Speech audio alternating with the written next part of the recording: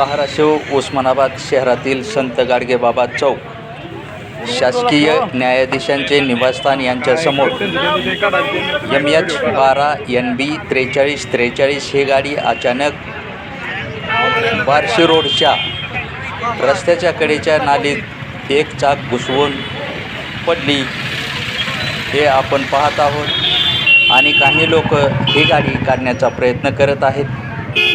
यावरून सार्वजनिक बांधकाम विभागाचे कसल्याही प्रकारचे या रस्त्यावर लक्ष नाही, तसेच कुठलीही दुरुस्ती नाही। विशेष म्हणजे धाराशिव पोलीस स्टेशनही येथेच रोडच्या एका बाजूला असून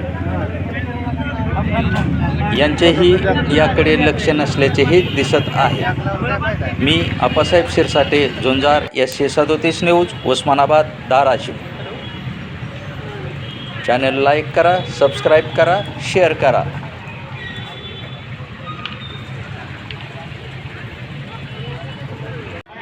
निघले चला बडा